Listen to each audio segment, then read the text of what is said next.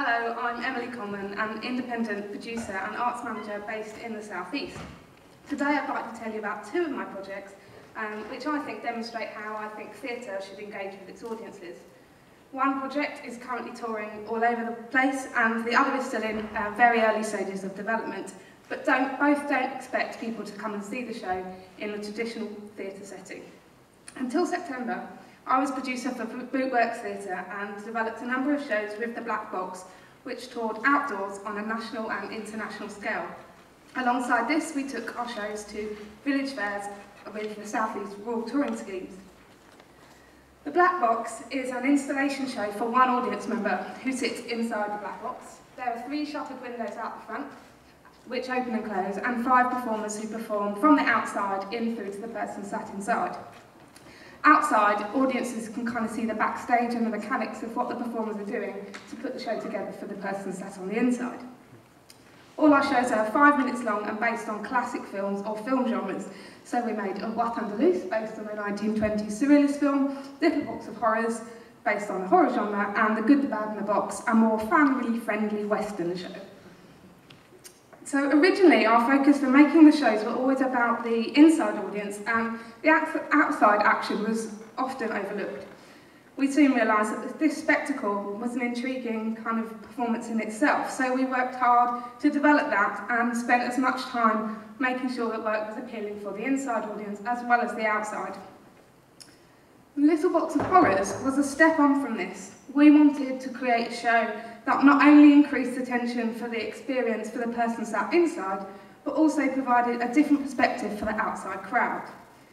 Inside, you were taken on an intense trip through a horror story, which was enhanced by completely enclosing the action from the outside festival. The structure that did this was designed to reflect the show and had images of the main characters wrapped around the outside. In some ways, this provided a more interesting element for larger festival settings, and passers-by were encouraged to watch the show through small pinholes in the little girl's eyes. Because the show didn't use any spoken language, but relied heavily on visual performance and sound, the Black Box was really suitable for international touring. Both What Andalus and Little Box of Horrors have toured to Germany, China, and more recently Norway and Brazil. The shows are always as accessible and well received abroad as they are in the UK. Alongside this, Bootworks worked with Hog the Limelight and other rural touring schemes to take the Black Box to village fêtes. This was part of an audience development project to take high quality theatre to audiences who might not normally have easy access to it. Many of you know this is hugely successful across the UK, but this was the first time that the South East had tested it on an outdoor scale. So as a producer, one of the most inspiring elements of my work with Bootworks was that it didn't matter where we put up the Black Box.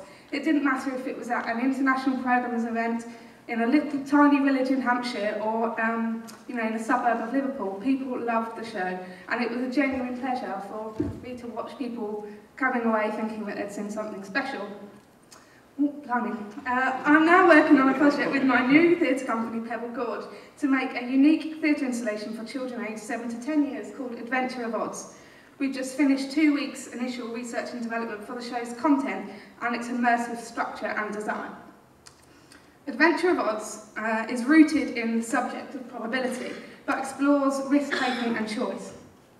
Within the current research of children's development at the moment, there's a real debate about how we're living in a nanny state, whereas adults, we're not allowing our children to explore their boundaries, take risks, and subsequently learn to become resilient, capable, and fully rounded adults. Our story is about a little girl called Fortuna. Fortuna is an explorer. She loves nothing more than taking the journey from her bedroom through the forest to swing on the rope swing that hangs out over the ravine. Fortuna's father is a mathematician, and he's calculated that it's very likely something dreadful will happen to her if she continues to play on that swing. So he puts a spell on her to keep her locked in her room while he decides what to do. Initially, the focus for this production for me was not about making a piece of theatre where the audience sit and watch in rows on chairs or cushions. I wanted it to be interactive, an immersive journey where children walk through the space to discover the story, where they interact with characters, solve tasks, and help the story unfold. So, the children will enter this dome space. There is a central structure in the middle, which is solid and designed to look like Fortuna's bedroom. There are a number of doors which open from the central platform and move about to divide up the outer space.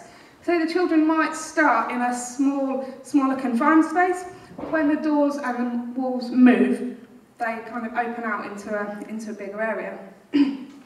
We have a fantastic film artist and projectionist working with us alongside a composer, and they'll help us to bring this outside natural landscape to life.